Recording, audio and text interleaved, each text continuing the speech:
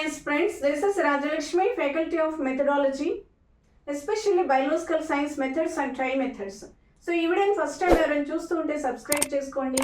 మన యొక్క ఛానల్లో మెథడాలజీకి సంబంధించినటువంటి వీడియోస్ అవైలబుల్గా ఉంటాయి. సో ఈ వీడియో కింద డిస్క్రిప్షన్లో యాప్కి లింక్ ఇవ్వబడింది, మెథడాలజీ కార్నర్ అనేటువంటి యాప్. సో ఆ యాప్లో తెలంగాణ ఆంధ్రప్రదేశ్ స్టూడెంట్స్కి సపరేట్గా మెథడాలజీ బయాలజికల్ సైన్సెస్ కోర్సెస్ అవైలబుల్గా ఉన్నాయి. సో స్పెషల్గా టీఎస్ స్టూడెంట్స్కి టెస్ట్ సిరీస్ సిబిటి మోడ్లో టెస్ట్ సిరీస్ మెథడాలజీలో డెవలప్ చేసి ఒక చిన్న కోర్సుని అప్లోడ్ చేయడం జరిగింది. సో మీరు ఒకవేళ అది చూడకపోతే ఒకసారి చూడండి. మనం Gurukul test series last year Gurukul ఎగ్జామ్స్కి ముందు రిలీజ్ చేశాను. సో అది చాలా సక్సెస్ అయింది. ఓన్లీ టెస్ట్ సిరీస్ ప్రాక్టీస్ చేసిన స్టూడెంట్స్ కూడా మ్యాక్సిమం ది బెస్ట్ మార్క్స్ పొందారు గురుకుల్ మెథడాలజీలో కూడా. సో అదే స్ఫూర్తితో మళ్ళీ ఈ టెస్ట్ సిరీస్ చేయడం జరిగింది. మన యాప్లో పీడిఎఫ్ ఫామ్లో ఉన్నటువంటి టెస్ట్ సిరీస్లో బిట్స్ వేరు, ఇప్పుడు సిబిటి మోడల్లో ఉన్నటువంటి టెస్ట్ సిరీస్లో ఉన్న బిట్స్ వేరు. కొంతమంది ఆ పీడిఎఫ్ మోడల్లో మేము తీసుకున్నాం కదా, అవే బిట్స్ ఏమి ఇవి అనుకుంటున్నారు. అవి వేరు ఇవి వేరు, రెండు కలిపి మనకు దాదాపు 1500+ ఉంటాయి, అంటే పీడిఎఫ్వి సిబిటివి కలిపి. సో మీరు రెండు కూడా ప్రాక్టీస్ చేస్తే మీ ప్రిపరేషన్ సంపూర్ణం అవుతుంది.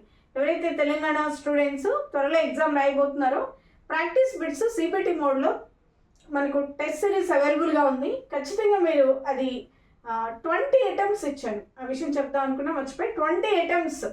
సో మీకు 20 days 20 అటెంప్ట్స్ అన్నట్టుగా రోజుకు ఒకసారి మీరు చేసుకున్నా సరే, లేకపోతే ఒక 10 daysలో పర్ డే 2 times చేసినా, so it is more than enough. చాలా ఎక్కువ టైమ్స్ ఇచ్చాము. So me number of times చేసుకుంటూ కాన్ఫిడెన్స్ వస్తుందని, కాబట్టి ఒకసారి యాప్ని డౌన్లోడ్ చేసి అది చెక్ చేయండి. తెలంగాణ స్టూడెంట్స్కి టెస్ట్ సిరీస్ రీసెంట్గా ఉంది. సో ఇక మన ర్యాపిడ్ రివిజన్లో భాగంగా, ర్యాపిడ్ రివిజన్ అంటే చాలామంది ఏమని అనుకుంటారంటే యూనిట్లో ఉన్నటువంటి కాన్సెప్ట్స్ మొత్తం మళ్ళీ ఒకసారి చెప్తుందేమో మేడం అని అనుకుంటారు. అది పాసిబులా? 15 minutes 20 minutesలో ఒక్క కాన్సెప్ట్ చెప్పడమే చాలా కష్టం. సో మెథడాలజీకి సంబంధించి యూనిట్లో ఉన్న అంశాలన్నీ టక హెడ్డింగ్స్ చదివినా 5 minutes టైం పడుతుంది. కాబట్టి నా ఉద్దేశం అది కాదు, మొత్తం సబ్జెక్ట్ని డంప్ చేయాలని కాదు. ఈ యూనిట్లో ఈ కాన్సెప్ట్స్ని మీరు ప్రిపేర్ అయ్యారా, అవ్వకపోతే ఏ అంశాలను, కొంతమంది స్టూడెంట్స్ మొత్తం మా ప్రిపరేషన్ అయిపోయింది అనుకుంటారు, కానీ కొన్ని ఇంపార్టెంట్ టాపిక్స్ వదిలేస్తారు. ఎందుకంటే తెలుగు మీడియం బ్యాక్గ్రౌండ్ ఉంటుంది, సిలబస్ ఏమి ఇంగ్లీష్లో ఇచ్చి ఉంటారు. కొన్ని చోట్ల కొన్ని ట్రాన్స్లేట్ చేసిన ఇన్ఫర్మేషన్, సిలబస్ ట్రాన్స్లేటెడ్ కాపీస్ చూసాను నేను ఆఫ్లైన్ స్టూడెంట్స్ దగ్గర, బండర్ మిస్టేక్స్ ఉన్నాయి. సో అవి చూసి అవి అర్థం కావు, కాబట్టి కొన్ని టాపిక్స్ మిస్ చేసుకుంటారు. అకాడమీలో ఉన్నవి వేరుంటాయి, సిలబస్ ఏమి ఇంగ్లీష్లో ఉంటుంది, ట్రాన్స్లేట్ చేసి ఎవరో సమ్ ఎక్స్వైజెడ్ ఇచ్చిన ట్రాన్స్లేటెడ్ ఇన్ఫర్మేషన్ డిఫరెంట్గా ఉంటుంది. సో ఆ విధంగా కన్ఫ్యూజ్ అవ్వకూడదు. సిలబస్లో ఉన్న అన్ని అంశాలు మీరు కవర్ చేయాలనే ఉద్దేశంతో నేను ఇది స్టార్ట్ చేయడం జరిగింది. కాబట్టి నేను బోర్డు మీద ఏవైతే రాశానో, మనకి ఇది కరిక్యులం అనేటువంటి యూనిట్కి సంబంధించింది, బయాలజికల్ సైన్స్ కరిక్యులం. జీవశాస్త్ర విద్యా ప్రణాళికలో ఖచ్చితంగా ఈ టాపిక్స్ మీరు చదివి ఉండాలి. ఇన్ కేస్ చదవకపోతే, ఏ కాన్సెప్ట్ అయితే మీరు ఇంతకుముందు బాగా ప్రిపేర్ అవ్వలేదో, ఇప్పుడు మీకున్న ఈ షార్ట్ పీరియడ్లో ఆ ప్రిపేర్ అవ్వని అంశాన్ని ఫోకస్ చేస్తారనే ఉద్దేశంతో. So is it clear? చూడండి, విద్యా ప్రణాళిక అర్థము, భావన, నిర్వచనాలు. సో యూనిట్ అనగానే మనకు విద్యా ప్రణాళిక అంటే కరిక్యులం, అర్థము, భావన, నిర్వచనాలు అనేవి మనకు సిలబస్లో మెన్షన్ చేయరు, చేయకపోయినా ఖచ్చితంగా చదవాలి. సో విద్యా ప్రణాళిక అంటే ఏంటి, దానికి జనరల్ డెఫినేషన్స్ ఏమున్నాయి, అలాగే కొంతమంది విద్యావేత్తలు ఇచ్చినటువంటి నిర్వచనాలు, స్పియర్ అని, ముర్రే అని, క్రో అని, కన్నింగ్హామ్ అని, జాకబ్సన్ అని, అలాగే మనకు జేమ్స్ అని, తర్వాత బ్రూబేచర్ లేదా బ్రూబేకర్, ఇట్లా పాత కొత్త టెక్స్ట్ బుక్స్ రెండు కలిపి కొన్ని నిర్వచనాలు క్రోడీకరించుకొని చదవాలి. చాలా ఇంపార్టెంట్ నిర్వచనాలు. తర్వాత విద్యా ప్రణాళిక, పాఠ్య ప్రణాళిక గల భేదాలు. పాఠ్య ప్రణాళిక అంటే మన కొత్త టెక్స్ట్ బుక్లో సిలబస్గా ఇచ్చాడు, ఓల్డ్ టెక్స్ట్ బుక్లో విషయ ప్రణాళిక అని ఉంటుంది, గమనించండి. విషయ ప్రణాళిక అంటే సిలబస్ వాస్తవంగా ఓల్డ్ టెక్స్ట్ బుక్లో ఉంటుంది, న్యూ టెక్స్ట్ బుక్లో సిలబస్కి పాఠ్య ప్రణాళిక అని ఇచ్చాడు. ఆ డిఫరెన్స్ మీరు గమనించండి, డోంట్ గెట్ కన్ఫ్యూజన్.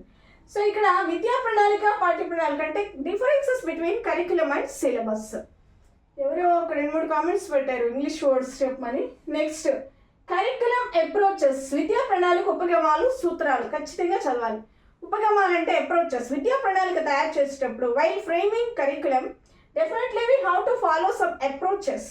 అప్రోచెస్ అంటే ఉపగమాలు, కాన్సెంట్రిక్ అప్రోచ్, ఏకకేంద్రక ఉపగమము, శీర్షిక ఉపగమము, ఇట్లా శీర్షిక పద్ధతి అని, ఏకకేంద్ర పద్ధతి అని టెక్స్ట్ బుక్లో లేవు కూడా మనకు కొన్ని ఇచ్చాడు. ఏదంటే కొరిలేటెడ్ అప్రోచ్ అని ఇచ్చాడు, సహసంబంధ ఉపగమము. అది నేను మన నోట్స్లో రాయించాను, ఆఫ్లైన్ స్టూడెంట్స్ కూడా ఆఫ్లైన్ స్టూడెంట్స్కి ఎక్స్ప్లెయిన్ చేయడం జరిగింది. సో ఈ టెస్ట్ సిరీస్తో పాటు నోట్స్ అవైలబుల్గా ఉంది, రాయించిన నోట్స్ అవైలబుల్గా ఉంది. నేను ఒక 6 యూనిట్స్ రాశాను కాబట్టి ఆ నోట్స్ చదువుకొని టెస్ట్ సిరీస్ చేసిన మోర్ దెన్ ఎనఫ్ ఈ లాస్ట్ మూమెంట్లో. సో ఇక్కడ మనకు ఉపగమాలు చాలా ఉన్నాయమ్మా. విద్యా ప్రణాళికలు తయారు చేసేటప్పుడు ఫాలో అవ్వాల్సిన ఉపగమాలు ఇవన్నీ చదవాల్సి ఉంటుంది. తర్వాత విద్యా ప్రణాళిక సూత్రాలు, ప్రిన్సిపల్స్ ఆఫ్ కరికులం అంటాము. అవి కూడా ఒక 15 ఉంటాయి, చాలా సింపుల్ చిన్న ఇన్ఫర్మేషన్ అది కూడా చదవాలి. నెక్స్ట్ విద్యా ప్రణాళిక చట్టము, చారిత్రక అభివృద్ధి, curriculum framework and historical development. ఇది చాలా చక్కగా కొత్త బుక్లో ఉంది, బట్ అది మంచిగా టీచ్ చేస్తే విని నీట్గా నోట్స్ రాసుకొని చదువుకునే వాళ్ళకి క్లారిటీ వస్తుంది. ఇది మనకు వేరే టెక్స్ట్ బుక్స్లో కన్ఫ్యూజ్డ్గా ఉంది, మీరు exclusive new text book follow అయితే కనుక బాగుంది. ఇది విద్యా ప్రణాళిక చట్టము, చారిత్రక అభివృద్ధి అంటే జాతీయ స్థాయిలో మనకు జాతీయ విద్యా ప్రణాళిక చట్టము లేదా నేషనల్ కరికులం ఫ్రేమ్వర్క్ అనేది ఫామ్ అయింది. సో ఇది ఏ విధంగా డెవలప్ అయింది, ఫ్రమ్ ద బిగినింగ్ ఇండియాలో హిస్టారికల్ బ్యాక్గ్రౌండ్, హిస్టారికల్ సర్కమ్స్టెన్సెస్ ఏమున్నాయి, ఎలా డెవలప్ అవుతూ వచ్చింది. సో ఇందులో మనకు నేషనల్ పాలసీ అండ్ ఎడ్యుకేషన్, జాతీయ విద్యా విధానం యొక్క పాత్ర ఏంటి, అదేం చెప్పింది. సో ఎన్సీఎఫ్ ఎట్లా ఫామ్ అయింది అనేది మనకి ఇక్కడ ఉందే చదవాలి. నెక్స్ట్ ఎన్సీఎఫ్ 2005 మోస్ట్ ఇంపార్టెంట్, డెఫినెట్గా మనం క్వశ్చన్ ఎక్స్పెక్ట్ చేయగలిగినటువంటి ఏరియా. నేషనల్ కరికులం ఫ్రేమ్వర్క్, జాతీయ విద్యా ప్రణాళిక చట్టం 2005 జనరల్ రికమెండేషన్స్ ఉన్నాయి, ఎక్స్క్లూజివ్ సైన్స్కి ఇచ్చేటువంటి రికమెండేషన్స్ ఉన్నాయి, రెండు చదవాలి. తర్వాత దాని యొక్క ఫోకస్ గ్రూప్స్ మనకి నెక్స్ట్ ఇచ్చాడు, నేషనల్ ఫోకస్ గ్రూప్స్ అని. జాతీయ ఫోకస్ గ్రూప్స్ ఒక్కొక్క దానికి కొన్ని రికమెండేషన్స్, ఒక్కొక్కటి అంటే పరీక్షలకు కొన్ని రికమెండేషన్స్, టెక్స్ట్ బుక్స్కి కొన్ని రికమెండేషన్స్, క్లాస్ రూమ్లో జరిగే టీచింగ్ లెర్నింగ్ ప్రాసెస్ లేదా బోధన అభ్యసన కార్యక్రమానికి కొన్ని రికమెండేషన్స్ అట్లా విడివిడిగా ఇచ్చారు. కాబట్టి ఈ జాతీయ ఫోకస్ గ్రూప్స్ యొక్క రికమెండేషన్స్ ఖచ్చితంగా క్షుణ్ణంగా కాన్సెప్ట్ బేస్డ్ చదవాలి, లైన్ టు లైన్ బట్టి పట్టవద్దు. మనకు టెక్స్ట్ బుక్లో లైన్ టు లైన్ ఇచ్చారు, అట్లా లైన్ టు లైన్ ఎంతవరకు గుర్తుపెట్టుకుంటారు, దానిలో కీ పాయింట్స్ అన్ని గుర్తుపెట్టుకొని సో ఈ ఏరియాస్లో ఇలా చేయమని చెప్పారు అని కాన్సెప్ట్ లాగా గుర్తుపెట్టుకోవాలి. నెక్స్ట్ ఎస్సీఎఫ్ 2011 రాష్ట్ర విద్యా ప్రణాళిక చట్టం ఎట్లా ఏర్పడింది, దాని యొక్క రికమెండేషన్స్, ఎస్పెషల్లీ పొజిషన్ పేపర్స్, ఆధార పత్రం అని ఉంటుంది. అంటే ఎస్ఎఫ్ 2011కు రిలేటెడ్గా ఉన్న ఆధార పత్రం, ఫోకస్ గ్రూప్స్ కూడా ఉన్నాయి. సో ఈ ఆధార పత్రం కూడా పరీక్షలకు, తర్వాత విద్యా ప్రణాళికకు, టెక్స్ట్ బుక్స్కు, class room teaching learning process లేదా తరగతి గదిలో జరిగేటువంటి బోధన అభ్యసన కార్యక్రమానికి విడివిడిగా రికమెండేషన్స్ ఇచ్చింది, అవన్నీ చదవాలి మీరు. నెక్స్ట్ విద్యా ప్రణాళిక నూతన పోకడలు, సింపుల్ జస్ట్ చాలా చిన్నది.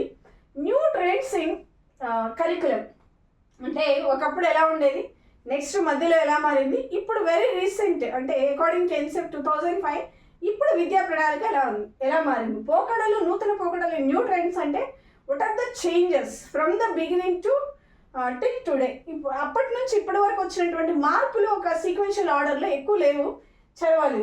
నెక్స్ట్ పాఠ్యపుస్తకాల నుంచి బోధనోపకరణాల వరకు, అంటే పాఠ్యపుస్తకాల్లో ఉన్న స్టాటిక్ ఇన్ఫర్మేషన్నే సైన్స్ అని, అంటే మార్పు చెందినటువంటి పాఠ్యపుస్తకాల్లో ఇచ్చినటువంటి సమాచారం మాత్రమే సైన్స్, దీనికి ఎక్స్టెన్షన్ ఏమీ ఉండదు అన్నట్టుగా కేవలము దాన్ని సమాచారాన్ని ఇవ్వడం మాత్రమే కాకుండా beyond the text book we have to give some additional information to the student based on some activities. అంటే ఇక్కడ పాఠ్యపుస్తకాల నుంచి బోధనోపకరణాల వరకు అంటే అర్థం ఏంటంటే పాఠ్యపుస్తకాల్లో ఉన్న సమాచారం మార్పు చెందదు, అది ఎప్పుడో ఎవరో రాస్తాడు కదా, రాసింది ఉన్నది ఉన్నట్టుగా ఇదే సైన్స్, దీనికి మించింది ఏమీ లేదు. అంటే దానికి ఎక్స్టెన్షన్గా పిల్లలు ఒక ప్రయోగం చేసి కొత్త విషయాలు కనుక్కునే ఛాన్స్ ఉంటుంది కదా, ఆ ఛాన్స్ ఇవ్వకుండా ఓన్లీ టెక్స్ట్ బుక్లో ఇదే ఎండ్ ఆఫ్ ద సైన్స్ అన్నట్టు చెప్పకుండా పాఠ్యపుస్తకాల్లో ఉన్న దాంతో పాటు అదనంగా పిల్లల చేత కృత్యాలు అవి చేయించి తర్వాత ఇంకా కొన్ని బోధనోపకరణాలు వాడడం ద్వారా అంటే ఈ అవసరం ఉంది. ఎందుకు కేవలం పాఠ్యపుస్తకాల్లో జ్ఞానాన్ని మాత్రమే కాకుండా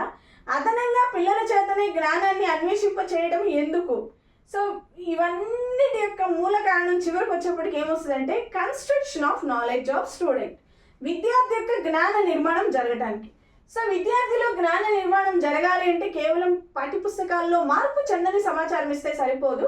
We have to teach beyond the textbooks with the help of some TLM. ఇక్కడ మనకు ఒక చిన్న ఇన్ఫర్మేషన్ ఉందో చదువుకోవడం సరిపోతుంది. తర్వాత ముద్రణ వనరులు టెక్స్ట్ బుక్స్ అంటే ప్రింట్ రిసోర్సెస్ అని ఇచ్చాడు కదా, ఇందులో మనకు text books qualities of good text book అని మళ్ళీ లాస్ట్లో ఇచ్చాడు, అది ఇక్కడే చదివేసుకోండి మీరు. టెక్స్ట్ బుక్లో మీరు చదవాల్సింది ఏంటంటే text book definitions, Simpson definition ఒకటి, గూడ్స్ ఎడ్యుకేషన్ డిక్షనరీ, గూడ్స్ విద్యా డిక్షనరీ అని ఒకటి ఉంది. ఒక 2-3 డెఫినేషన్స్ చదువుకొని తర్వాత ఇవాల్యుయేషన్ స్కేల్స్ ఉన్నాయి. ఓగెల్స్ స్పాట్ చెక్ ఇవాల్యుయేషన్ ఒకటి, హంటర్ స్కోర్ కార్డ్. ఇందులో డీప్గా చదవండి, లోపల ఏ అంశాలు ఉన్నాయి, ఎక్కువ వెయిటేజ్ దేనికి ఇచ్చారు, తక్కువ దేనికి ఇచ్చారు. సో ఇవాల్యుయేషన్ స్కేల్స్ 2 ఉన్నాయి, అవి చదవండి. అది మిడిల్ టెక్స్ట్ బుక్లో బాగుంది, చాలా ఓల్డ్ టెక్స్ట్ బుక్లో కూడా బాగానే ఉంది. రెండింటి గురించి చదవాలి, ఓగెల్స్ spot check, hunter score card. దాని తర్వాత టెక్స్ట్ బుక్లో qualities of good text book, మంచి జీవశాస్త్ర పాఠ్యపుస్తకం యొక్క మంచి లక్షణాలు, అంటే మంచి జీవశాస్త్ర పాఠ్యపుస్తకం యొక్క లక్షణాలు. నెక్స్ట్ పాపులర్ సైన్స్ బుక్స్ మనకు లిస్ట్ అవుట్ చేశాడు కొత్త టెక్స్ట్ బుక్లో, ఖచ్చితంగా అవి చూసుకోండి. Popular science books, journals, magazines. ఇప్పుడు జర్నల్స్, మ్యాగజైన్స్ అది మంత్లీయా లేకపోతే 15 daysకి ఒకసారి వస్తుందా, వీక్లీయా, అది చూసుకోండి. అది పక్షపత్రిక అవి ఇచ్చారు, ఇంగ్లీష్లో ఉన్నాయి. తర్వాత వాటి పబ్లిషర్స్ కూడా ఒకసారి చూసుకోండి, పబ్లిషర్స్ కూడా ఈజీగా ఉన్నాయి. జర్నల్స్, మ్యాగజైన్స్ ఎందుకైనా మంచిది, పాపులర్ సైన్స్ బుక్. ఇక నెక్స్ట్ ఎడ్గార్ డేల్ అనుభవాల శంకు, ఎవర్ గ్రీన్ టాపిక్, దాని నుంచి డెఫినెట్గా మనం క్వశ్చన్ ఎక్స్పెక్ట్ చేస్తాము. దానిలో ఉన్న 11 ఎక్స్పీరియన్సెస్ని మాత్రమే కాకుండా మీకు old text book, new text book 2 పక్కన పెట్టుకొని చదవాలి. ఓల్డ్ టెక్స్ట్ బుక్లోనేమో మనకు 11 ఎక్స్పీరియన్సెస్ క్లియర్గా, ప్రత్యక్ష ప్రయోజన అనుభవాలు, తర్వాత కల్పిత అనుభవాలు, నాటకీకరణ, ఇట్లా వరుసగా 11 అనుభవాలు ఉంటాయి కదా. కొత్త టెక్స్ట్ బుక్లో దానికి ఏం చేశాడంటే దానికి ఎంతవరకు మెమరైజ్ చేసుకుంటారు, అంటే కేవలం వినడం ద్వారా, చదవడం ద్వారా 10%, వినడం ద్వారా 20%, చూడడం ద్వారా 30%, వింటూ చూస్తే 50%, చదివిన దానిలో 10% గుర్తుంటుంది. ఇట్లా గుర్తుంచుకునే పర్సెంటేజ్ ఇచ్చాడు కదమ్మా. చూసిన దానిలో ఎంత % గుర్తుంటుంది, చూస్తూ వింటే ఎంత % గుర్తుంటుంది, చూస్తూ విన్న దానిలో నుంచి. సో అలా ఇచ్చాడు ఒక కోను. దానికి సంబంధించి ఏమేమి యాక్టివిటీస్ వస్తాయని రైట్ సైడ్ ఇచ్చాడు. బట్ ఆ విశ్లేషణ కూడా ఇంపార్టెంట్. అది 2 కోన్స్ నేను బోర్డు మీద వేసి ఆఫ్లైన్లో ఎక్స్ప్లెయిన్ చేసి అదే నోట్స్ రాయించాను. సో నోట్స్లో క్లియర్గా ఉంది, చదువుకోండి. టెస్ట్ సిరీస్లో నోట్స్ ఉంటుంది మనకు. సో ఇక్కడ ఎడ్గార్ డేల్ అనుభవాల శంకు only old book, only new book కాకుండా, న్యూ బుక్లో క్లారిటీ లేదు, ఓల్డ్ బుక్లో మొత్తం ఇన్ఫర్మేషన్ లేదు. సో 2 కోన్స్ పక్కన డ్రా చేసుకుంటేనే మీకు సఫిషియంట్ ఇన్ఫర్మేషన్. దీని నుంచి చాలా ఇంపార్టెంట్, ఇది క్వశ్చన్ ఎక్స్పెక్ట్ చేయొచ్చు. తర్వాత కరికులర్ డెవలపర్, విద్యా ప్రణాళిక అభివృద్ధిదారునిగా ఉపాధ్యాయుడు. నెక్స్ట్ ఇది కూడా చిన్న ఇన్ఫర్మేషన్ టెక్స్ట్ బుక్లో ఉంది. నెక్స్ట్ జీవశాస్త్రం ఇతర స్కూల్ సబ్జెక్ట్స్తో సహసంబంధం, correlation of biological science with other school text books. So this information is not given in our very new textbook. This is present in old textbook. Old అంటే మరీ old కాకుండా మధ్యలో ఉన్న బుక్లో ఈ టాపిక్ డైరెక్ట్గా ఉంది, చూసుకోండి. నేను అది అప్లోడ్ చేశాను, మన యాప్లో టెస్ట్ సిరీస్లో అప్లోడ్ చేశాను. యాక్చువల్గా ఇది మనకి న్యూ టెక్స్ట్ బుక్లో ఈ సమాచారం లేదు. కొరిలేషన్ అంటే సహసంబంధం, జీవశాస్త్ర పాఠ్యపుస్తకమే ఇతర స్కూల్ సబ్జెక్ట్స్. సో ఈ రోజు ర్యాపిడ్ రివిజన్లో భాగంగా నేను చెప్పబోయేటువంటి చిన్న కాన్సెప్ట్ ఏంటి అంటే, విద్యా ప్రణాళిక ఉపగమాల్లో ఒక ఉపగమము ఏకకేంద్ర ఉపగమము. దీని ఇంగ్లీష్లో కాన్సెంట్రిక్ అప్రోచ్ అంటారు. ఏకకేంద్ర ఉపగమము అంటే జనరల్గా ఏం చెప్తామంటే, ఇక్కడ ఒక చిన్న డయాగ్రామ్ మీరు అబ్జర్వ్ చేయొచ్చు. మధ్యలో కేంద్రకం ఉంది, చుట్టూ కూడా వృత్తాలు ఉన్నాయి. ఒకే కేంద్రకాన్ని ఆధారంగా చేసుకొని అనేక వృత్తాలు ఏ విధంగా గీయబడ్డాయో, సో ఒకే శీర్షికను ఆధారంగా చేసుకొని విద్యార్థుల యొక్క స్థాయి పెరిగే కొద్దీ ఆ అంశానికి సంబంధించిన సమాచార క్లిష్టత కూడా పెంచుకుంటూ పోతారు. అలా వెళ్తే దాన్ని ఏ కేంద్ర ఉపగమం అంటారు. I give you one example, then you will get clarity. ఇక్కడ మీకు ఒకే కేంద్రకాన్ని ఆధారంగా చేసుకుని వృత్తాల వ్యాసాలు ఏ విధంగా పెరుగుతూ వెళ్ళాయో, అదేవిధంగా ఒక అంశాన్ని అంటే ఒక శీర్షికను లేదా ఒక టైటిల్ని, ఒక కాన్సెప్ట్ని ఆధారంగా చేసుకొని తరగతులు పెరిగే కొద్దీ ఆ విషయం యొక్క క్లిష్టత పెంచుకుంటూ వెళ్తారు. ఫర్ ఎగ్జాంపుల్ జీర్ణ వ్యవస్థ ఉందనుకోండి. జీర్ణ వ్యవస్థ సంబంధించిన ప్రాథమిక సమాచారం 5th క్లాస్లో ఇచ్చారు అనుకోండి. యాక్చువల్గా ఇవ్వలేదు, 5th క్లాస్లో ప్రాథమిక సమాచారం ఇచ్చారనుకోండి. అంటే జీర్ణ వ్యవస్థ సంబంధించి ఎక్కడి నుంచి ఎక్కడ స్టార్ట్ అవుతుంది, ఓరల్ క్యావిటీ నుంచి యానస్ వరకు కేవలం ఆర్గాన్స్ ఇచ్చి వదిలేస్తారు. అది మళ్ళీ 7th ఇవ్వచ్చు, లేకపోతే 8th ఇవ్వచ్చు, లేకపోతే 9th ఇవ్వచ్చు. ఒక 2 years గ్యాప్ రావచ్చు, వెరీ నెక్స్ట్ ఇయర్ ఇవ్వచ్చు. సో నెక్స్ట్ 7th ఇచ్చాడు అనుకో, దాని యొక్క క్లిష్టత పెంచుతాడు. ఆ తర్వాత 9th ఇచ్చాడు అనుకోండి, ఇప్పుడు 10th ఉంది మనకు. సో కంప్లీట్ జీర్ణ వ్యవస్థ గురించి పూర్తి సమాచారము, జీర్ణక్రియ డైజెషన్ ప్రాసెస్ కూడా ఇస్తాడు with enzymes reaction. So enzymes యొక్క చర్య ఎలా ఉంటుంది, డైజెషన్ మొత్తం ఎలా జరుగుతుంది, A to Z complete information of the digestive system will be given in 10th class. Basic information ఏమో లోవర్ క్లాసెస్లో ఇచ్చి, కంప్లీట్ ఇన్ఫర్మేషన్ ఏమో హైయర్ క్లాసెస్లో. అంటే క్లాస్ పెరుగుతున్న కొద్దీ, స్టూడెంట్స్ యొక్క ఏజ్ పెరుగుతున్న కొద్దీ ఇక్కడ మనం ఇచ్చేటువంటి ఆ శీర్షిక లేదా ఆ విషయము లేదా అంశానికి సంబంధించిన విషయం యొక్క క్లిష్టత కూడా పెరుగుతూ వెళుతుంది. అది ఇక్కడ మనకి ఏకేంద్ర ఉపగమం ఎందుకంటే అంటే ఒకే కేంద్రాన్ని ఆధారంగా చేసుకుని వృత్తాలు చూడండి, ఇక్కడ రేడియస్ సర్కంఫరెన్స్ ఎలా పెరుగుతూ పోతున్నాయి, వ్యాసము లేదా వ్యాసార్థం పెంచుకుంటూ పోతున్నారు కాబట్టి వ్యాసం పెరుగుతూ వెళ్ళింది. అలాగే కేంద్రకము అంటే ఇక్కడ అర్థం ఏంటంటే మనకు ఒకే టైటిల్ జీర్ణ వ్యవస్థ అని చెప్పాను. జీర్ణ వ్యవస్థ సంబంధించిన ప్రాథమిక సమాచారం 5వ తరగతిలో ఇచ్చి, కొంచెం క్లిష్టమైన సమాచారం 7th ఇచ్చి, ఇంకా పూర్తి సమాచారము 9th 10th ఇచ్చారనుకో, అది ఏకకేంద్ర ఉపగమం. అంతేకాదు దీనికి మెరిట్స్ డిమెరిట్స్ కూడా ఉన్నాయి, నోట్స్ ఒకసారి చూసుకోండి.